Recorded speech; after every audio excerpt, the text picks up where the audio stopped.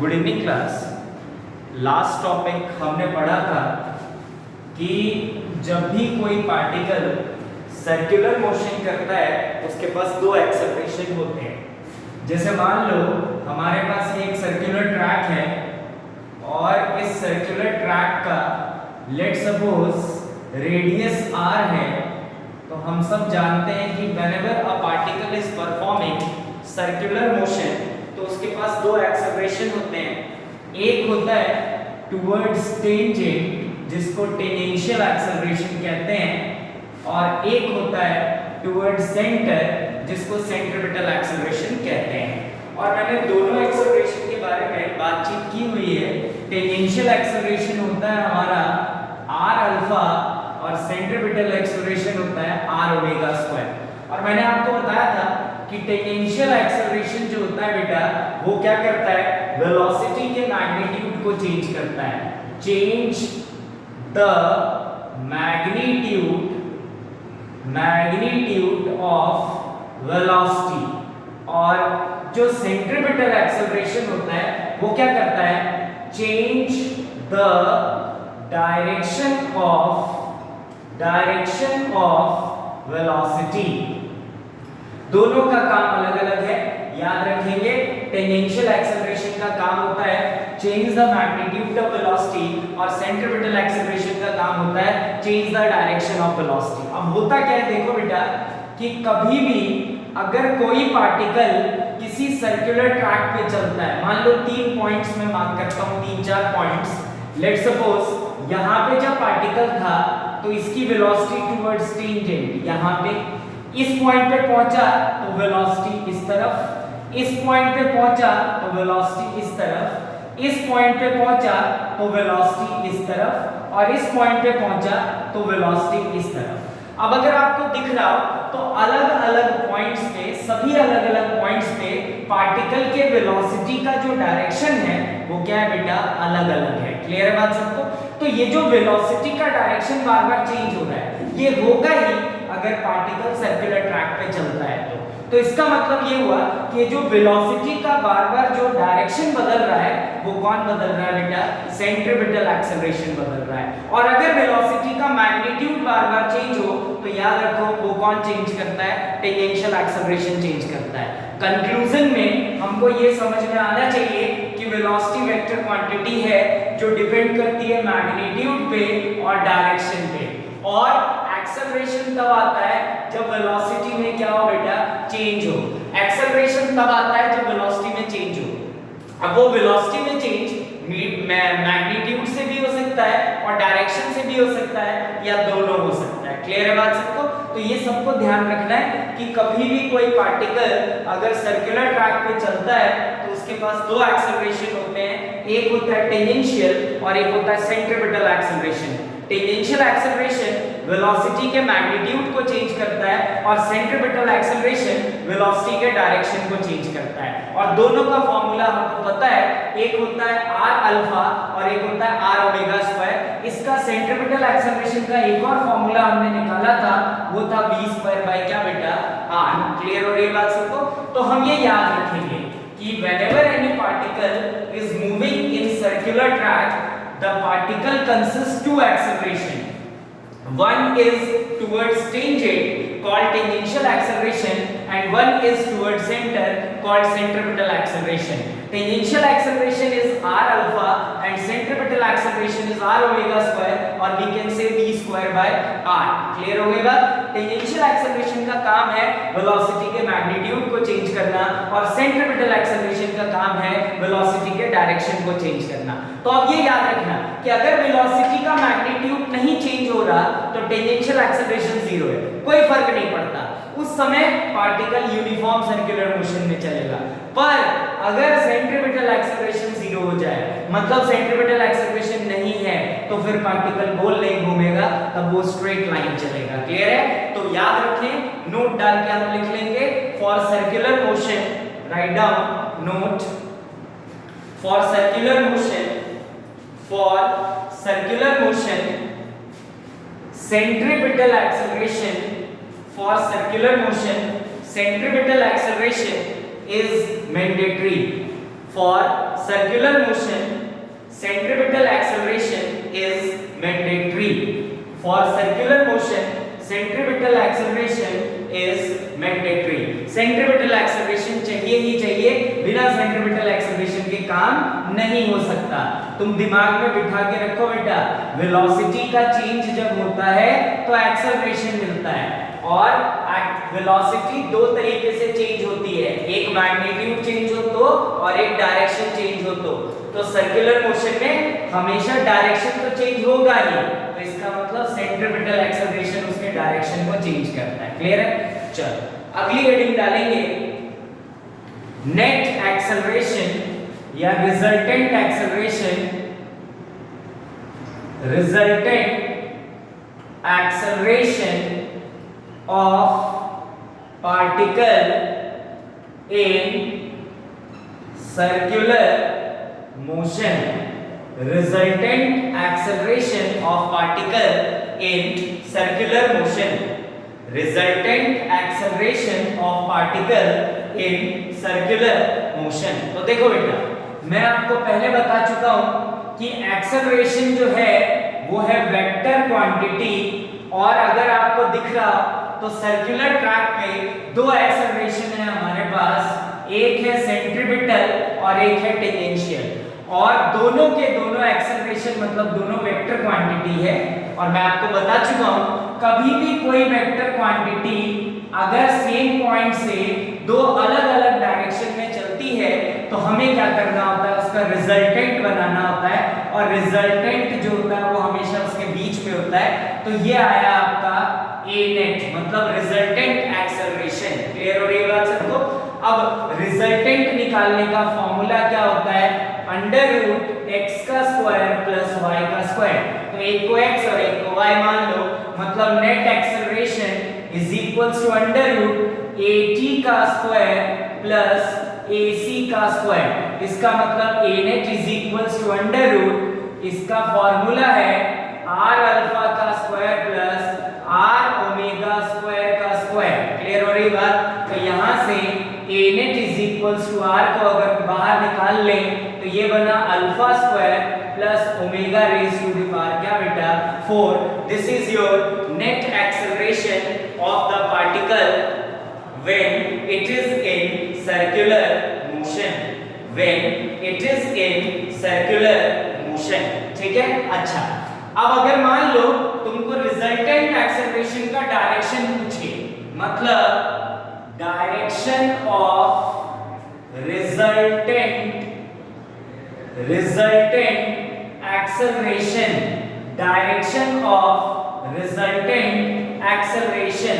तो मान लो ये एंगल जो है नेट एक्सेलरेशन कुछ बना रहा है फाई, तो रिजल्टेंट का डायरेक्शन वेक्टर में मैंने पढ़ाया है, tan थीटा को फाइंड करने को ये क्या कहते हैं बेटा, रिजल्टेंट का डायरेक्शन, या डायरेक्शन निकालने के लिए क्या निकाला जाता है, tan ऑफ एंगल. तो tan theta is equals to क्या होता है, परपेंडिकुलर अपॉन बेस, मतलब tan phi is equals to perpendicular की अगर बात करें तो परपेंडिकुलर क्या हो जाएगा बेटा, हमारे पास this will be result at AC, क्योंकि ये है 90 डिग्री और इससे एंगल बन रहा है तो वो हो गया बेस, मतलब 80, मतलब tan phi is equals to r alpha upon r omega square, r get cancelled, tan phi is equals to alpha by omega square, मतलब phi is equals to tan inverse alpha by omega square. ये हो गया आपका direction of resultant acceleration when the particle is in circular motion. ठीक है, तो आप जल्दी से इसको कॉपी कर लें, फिर हमारा लास्ट टॉपिक इस चैप्टर का सर्कुलर मोशन का लास्ट टॉपिक हम प्रोसीड करेंगे.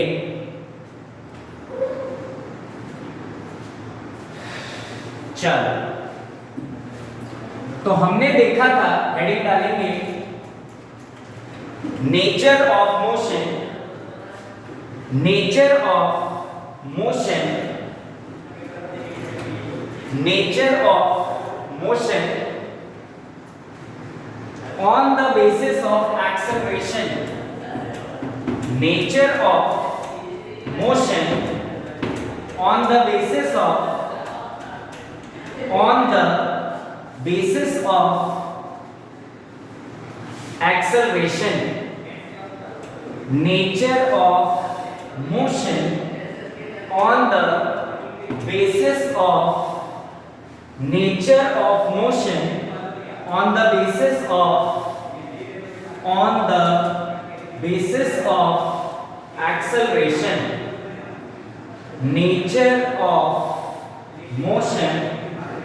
basis of acceleration. तो देखो सर्कुलर मोशन में दो तरीके के एक्सेलरेशन हमने देखे, एक है हमारा टेंजेंशियल एक्सेलरेशन, एक है हमारा सेंट्रीपिटल एक्सेलरेशन। तो टेंजेंशियल एक्सेलरेशन का क्या काम होता है? It changes the magnitude of velocity. It changes the magnitude of velocity. और सेंट्रीपिटल एक्सेलरेशन का काम होता है it changes the direction of velocity. अब हमको ये याद रखना है कि सर्कुलर मोशन में हर पॉइंट पे वेलोसिटी का डायरेक्शन क्या होता है? चेंज होता है। क्लियर हो गया? तो अब अगर हम नेचर ऑफ मोशन की बात करते हैं तो देखो एक टेबल बनाते हैं जिसमें दो एक्सेलरेशन हो गया, एक है आपका सेंट्रीपिटल और एक है आपका टेंजेंशियल, और एक हो गया आपका नेचर ऑफ मोशन। ठीक है, तो देखते हैं क्या क्या पॉसिबिलिटीज हैं। चार पॉसिबिलिटीज हो सकती हैं बेटा। हो सकता है सेंट्रीपिटल एक्सेलरेशन 0 हो and tangential is not equal to 0। हो सकता है centripetal is not equal to 0 but tangential is 0। हो सकता है बोथ इक्वल्स टू 0 और हो सकता है बोथ नॉट इक्वल्स टू क्या बेटा? 0। तो अब देखो सेंट्रीपिटल एक्सेलरेशन का काम होता है वेलोसिटी के डायरेक्शन को चेंज करना, मतलब गोल घुमाना, और टेंजेंशियल का काम होता है कि मैग्नीट्यूड को चेंज करना। तो अगर टेंजेंशियल नॉन जीरो है इसका मतलब टेंजेंशियल है, और अगर टेंजेंशियल है तो इसका मतलब वेलोसिटी का मैग्नीट्यूड चेंज हो रहा है। पर सेंट्रीपिटल 0 है, तो अगर सेंट्रीपिटल 0 है तो इसका मतलब ये हुआ कि सेंट्रीपिटल एक्सेलरेशन नहीं है, मतलब पार्टिकल गोल नहीं घूमेगा। क्यों? क्योंकि पार्टिकल की वेलोसिटी का डायरेक्शन चेंज नहीं होगा। तो ये कैसा मोशन होगा बेटा? स्ट्रेट लाइन मोशन होगा और वेलोसिटी चेंज हो रहा है, तो मतलब non uniform straight line motion. Non uniform straight line motion. अब आते हैं AC is not equal to 0, मतलब AC एग्जिस्ट कर रहा है, AT इज इक्वल टू 0 मतलब टेंजेंशियल एक्सेलरेशन एग्जिस्ट नहीं कर रहा। तो अगर टेंजेंशियल एग्जिस्ट नहीं कर रहा मतलब वेलोसिटी का मैग्नीट्यूड नहीं चेंज हो रहा है, पर AC एग्जिस्ट कर रहा है मतलब वेलोसिटी का डायरेक्शन चेंज हो रहा है, मतलब गोल घूम रहा है और वेलोसिटी नहीं चेंज हो रहा, मतलब यूनिफॉर्म सर्कुलर मोशन। फिर है हमारा AC 0 मतलब टेंजेंशियल सेंट्रीपिटल नहीं है, मतलब गोल नहीं घूम रहा है। AT 0 मतलब वेलोसिटी का मैग्नीट्यूड चेंज नहीं हो रहा, मतलब क्या हुआ बेटा? इसका यूनिफॉर्म स्ट्रेट लाइन मोशन। ठीक है, अब last AC is not equal to 0 and AT is not equal to 0। तो अगर AC नॉट इक्वल टू 0 है तो इसका मतलब टेंजेंशियल जो हमारा सेंट्रीपिटल एक्सेलरेशन है वो है, मतलब वेलोसिटी का डायरेक्शन चेंज हो रहा है, मतलब पार्टिकल गोल घूमेगा, और टेंजेंशियल नॉट इक्वल टू 0 मतलब वेलोसिटी का मैग्नीट्यूड भी चेंज होगा, मतलब नॉन यूनिफॉर्म सर्कुलर मोशन। ठीक है, तो ये हम एक्सेलरेशन के साथ सर्कुलर मोशन को डिफाइन करते हैं इस तरीके से। तो अब इसको कॉपी कर लें, फिर इससे आगे अब हमारा यहाँ पे बेसिक सर्कुलर मोशन जो है क्या होता है बेटा, खत्म होता है इसी टॉपिक के साथ। अब सर्कुलर मोशन को हम और पढ़ते हैं, पर जब मैं Newton law of motion chapter आपको पढ़ाऊंगा तब सर्कुलर मोशन के बारे में और बातचीत होगी, पर इससे आगे होगी। तो इतना आप सबको पता होना चाहिए, इतना सबको नॉलेज होनी चाहिए इन सब टॉपिक्स के बारे में जितने टॉपिक्स हमने पढ़ लिए। तो अब हम अगली हेडिंग डालेंगे कंस्ट्रेंट मोशन। कंस्ट्रेंट मोशन हमारा अगला टॉपिक है काइनेमैटिक्स में, कंस्ट्रेंट मोशन। अब इसको कांस्टेंट मत पढ़ना, ये कंस्ट्रेंट होता है, कंस्ट्रेंट। तो हेडिंग कंस्ट्रेंट मोशन।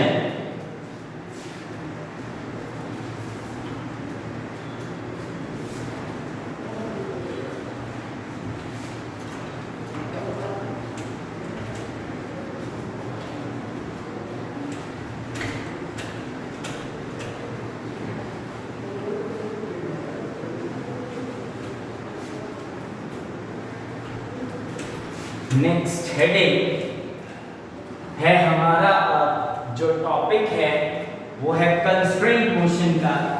इसके बाद हमारा टॉपिक होगा रिलेटिव वेलोसिटी का, रिलेटिव मोशन, और फिर आपका ये चैप्टर खत्म हो जाएगा। तो कंस्ट्रेंट मोशन, कंस्ट्रेंट मोशन। देखो बेटा, कंस्ट्रेंट मोशन का मतलब ऐसा मोशन जो मजबूरी में हो, मजबूरी वाला motion is called constraint motion. देखो एक चीज समझना बेटा, मान लो हमारे पास ये ब्लॉक है ए नाम का, इस ब्लॉक पे मैंने कुछ फोर्स लगाया F। अब अगर इस ब्लॉक पे हमने कुछ फोर्स लगाया F तो ये ब्लॉक आगे बढ़ना शुरू हो जाएगा, मतलब ये ब्लॉक में क्या आ जाएगा, मोशन आ जाएगा। तो देखो बेटा, जिस बॉडी पे फोर्स लगाया जाता है उस बॉडी में क्या आ जाता है, मोशन आ जाता है। ये हम सब जानते हैं, इसमें कोई hard and fast rocket science नहीं है कि अगर किसी ब्लॉक पे मैंने फोर्स लगाया तो ये ब्लॉक चलना शुरू हो जाएगा। क्लियर है बात सबको? अगर हमने इस ब्लॉक पे फोर्स लगाया तो ये ब्लॉक आगे सरकना शुरू हो जाएगा। एकदम बेसिक बात है कि फोर्स की वजह से क्या होता है, मोशन होता है। अब मान लो इस ब्लॉक पे मैंने एक और ब्लॉक रख दिया B नाम का, समझना बात को ध्यान से। तो अगर इस ब्लॉक पे एक और ब्लॉक मैंने B नाम का रख दिया तो आप सबको दिख रहा है मैं फोर्स तो किस पे लगा रहा हूं बेटा, A पे लगा रहा हूं। पर अगर तुम A पे फोर्स लगाओगे धीरे धीरे, बिल्कुल आराम आराम से, तो इस ब्लॉक के ऊपर एक और ब्लॉक है B, A पे फोर्स लगा रहे हैं, चलना चाहिए था A को, पर अब दिखेगा तुमको बेटा कि B भी इस ब्लॉक के साथ क्या हो रहा है, आगे बढ़ रहा है। तो A पे तो फोर्स लगाया तो A को तो जरूरी है चलना, पर B पे फोर्स तो लगाया ही नहीं, पर फिर भी B को चलना पड़ेगा। तो B की क्या बन गई बेटा, मजबूरी बन गई। तो ये जो इस तरीके का मोशन है, ये कैसा मोशन है, कंस्ट्रेंट मोशन। ऐसा मोशन जो मजबूरी में होता है। देखो फोर्स लगाया तब तो मोशन होगा ही होगा, वो तो होना ही है, पर तुम फोर्स A पे लगा रहे हो, पर अगर A पे फोर्स लगा रहे हो और इसके ऊपर तुमने B को रखा है तो ये B भी इसके साथ चलेगा। तो अगर B भी इसके साथ चल रहा है बेटा तो B पे तो हम फोर्स लगा ही नहीं रहे, पर फिर भी B चल रहा है, तो B की क्या बन जाती है, मजबूरी बन जाती है। तो ऐसा मोशन जो मजबूरी में होता है उस मोशन को हम लोग नाम देते हैं किस चीज का, कंस्ट्रेंट मोशन का। क्लियर है? तो ये एक तरीके का कंस्ट्रेंट है। अब एक और एग्जांपल समझो। मान लो ये पुली है, इस तरफ एक ब्लॉक है 10 kg का और दूसरी तरफ रस्सी के एक और ब्लॉक है जिसका मास है 5 kg। क्लियर है बात? तो एकदम जाहिर सी बात है, अगर मैं तुमको पूछूंगा बेटा क्या होगा तो तुम सब कहोगे सर 10 kg वाला ब्लॉक नीचे जाएगा और 5 kg वाला ब्लॉक कहां जाएगा, ऊपर जाएगा। अब समझना, ये 10 kg का मास ज्यादा है तो ये नीचे आएगा। क्लियर हो रही बात? ये नीचे चलना शुरू हो जाएगा। पर 10 kg वाला चल रहा है ना, क्योंकि इसका मास ज्यादा है।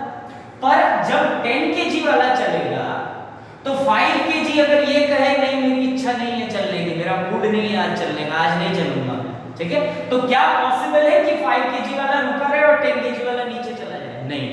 अगर 10 kg वाला नीचे जाएगा तो ये तय बात है कि 5 kg वाले ब्लॉक को कहां जाना पड़ेगा? ऊपर जाना पड़ेगा। तो 5 kg वाले ब्लॉक की क्या हो गई बेटा? मजबूरी हो गई। तो ये भी एक तरीके का क्या है?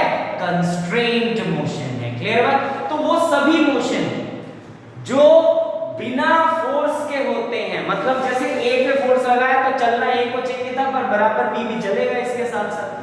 10 kg वाला ब्लॉक है, इसका मास ज्यादा है तो इसको नीचे जाना ही जाना है, ये तो तय बात है। पर 5 kg वाले ब्लॉक की क्या बन गई? मजबूरी बन गई, इसको ऊपर जाना ही पड़ेगा। क्लियर है बात? तो 5 kg वाला ब्लॉक क्या कर रहा है बेटा? मजबूरी में मोशन कर रहा है। तो ये क्या हो गया? कंस्ट्रेंट मोशन हो गया। अब देखो, ये जो कंस्ट्रेंट मोशन होता है बेटा, ये हमें दो टाइप का पढ़ना होता है। एक पढ़ना होता है पुली block constraint motion, pulley block constraint motion, और एक हमारा होता है बेटा normal constraint motion. Pulley block constraint motion और एक होता है नॉर्मल कंस्ट्रेंट मोशन। तो ये जो ब्लॉक वाला मोशन है ना, मजबूरी वाला, ये है तुम्हारा नॉर्मल कंस्ट्रेंट, और ये सबको दिख रहा है, ये है पुली ब्लॉक कंस्ट्रेंट। तो अभी हमें इस चैप्टर में जिस कंस्ट्रेंट को समझना है बेटा, वो कंस्ट्रेंट है हमारा पुली ब्लॉक कंस्ट्रेंट। ठीक है, तो सब लोग हेडिंग डाल दिया कंस्ट्रेंट मोशन। इसके बाद देखो all the motion which is defined under मजबूरी इज कॉल्ड कंस्ट्रेंट मोशन। और कंस्ट्रेंट मोशन दो तरीके का है, एक है हमारे पास पुली ब्लॉक कंस्ट्रेंट मोशन और एक है हमारे पास नॉर्मल कंस्ट्रेंट मोशन। तो अभी जिस कंस्ट्रेंट मोशन को हमें समझना है वो है आपका बेटा पुली ब्लॉक कंस्ट्रेंट मोशन। तो अब हम हेडिंग डालेंगे पुली ब्लॉक कंस्ट्रेंट मोशन की। तो सब लोग हेडिंग डालो pulley block constraint motion, pulley block constraint motion, pulley block constraint motion.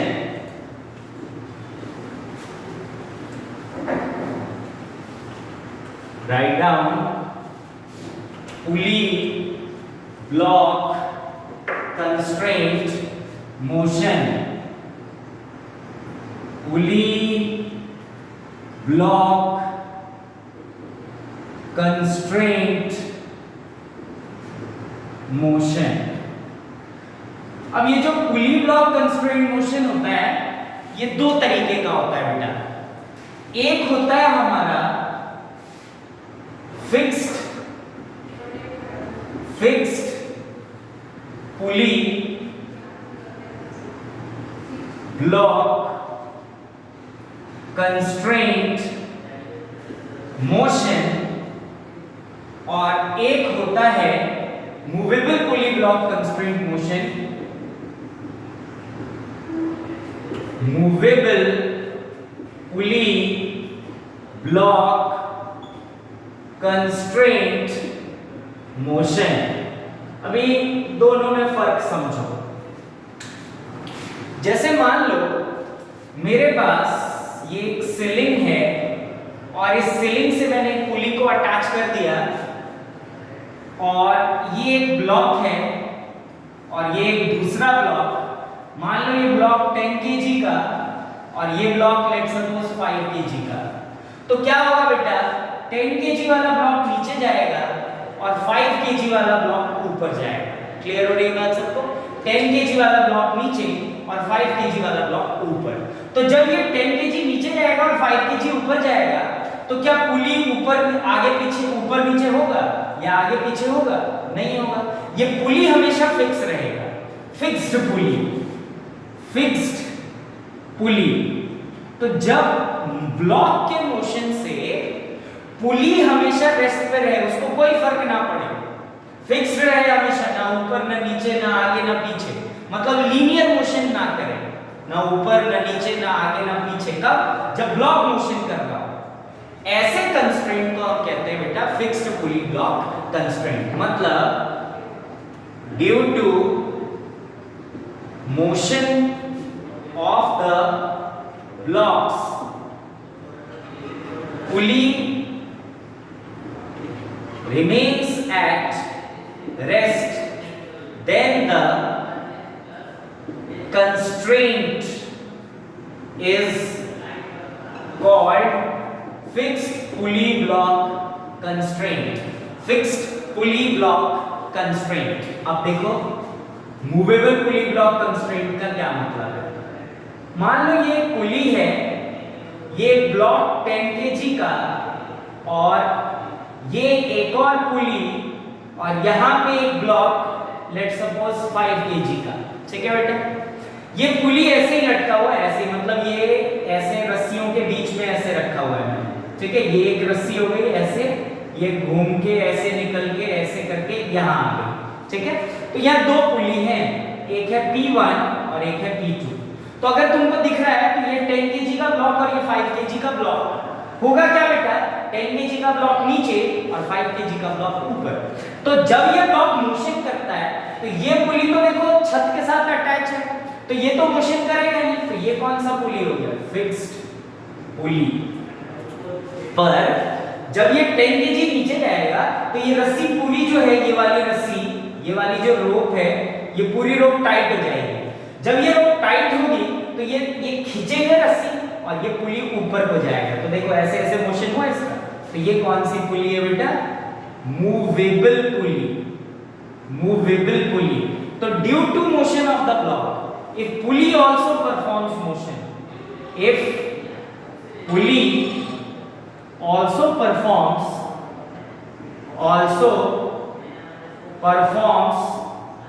motion when blocks moves, then the system is called movable pulley block system या movable pulley block constraint motion या movable pulley block constraint। तो याद रखो कि पुली block constraint दो type का होता है, एक होता है फिक्स पुली ब्लॉक कंस्ट्रेंट और एक होता है movable pulley block constraint. Block के मोशन से जब पुली लीनियर मोशन ना करे, वो ना ऊपर जाए ना नीचे ना आगे ना पीछे, तब हम कहते हैं फिक्स पुली ब्लॉक कंस्ट्रेंट। और जब ब्लॉक के मोशन की वजह से पुली में मोशन आए, तब जो कंस्ट्रेंट होता है उस कंस्ट्रेंट को हम लोग कहते हैं movable pulley block constraint motion. अब इतना कॉपी कर लें, फिर हम पढ़ते हैं इससे आगे।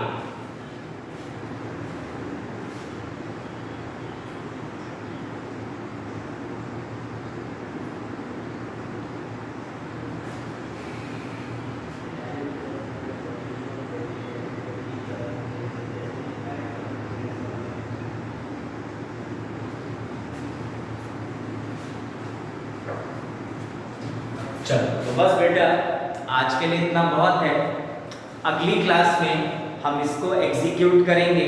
ये टॉपिक बहुत बड़ा नहीं है, हम पुली ब्लॉक के बारे में बहुत ज़्यादा पढ़ेंगे न्यूटन लॉ ऑफ मोशन में, पर अभी थोड़ी बेसिक सी बातें हैं जिनको आपको समझना जरूरी है, तो उसको हम समझेंगे और फिर आगे बढ़ेंगे। तो हार्डली 2 क्लास में हमारा कंस्ट्रेंट मोशन खत्म हो जाएगा, फिर हम शुरू करेंगे रिलेटिव मोशन। वो थोड़ा बड़ा टॉपिक है, तो इस हिसाब से आपका पूरा ये काइनेमैटिक्स जो है वो खत्म हो जाएगा। क्लियर बात? और प्रोजेक्टाइल मोशन आपको दूसरे वाले सर पढ़ा ही रहे हैं, तो प्रोजेक्टाइल मोशन भी आप बहुत ध्यान से पढ़ेंगे। ठीक है, थैंक यू।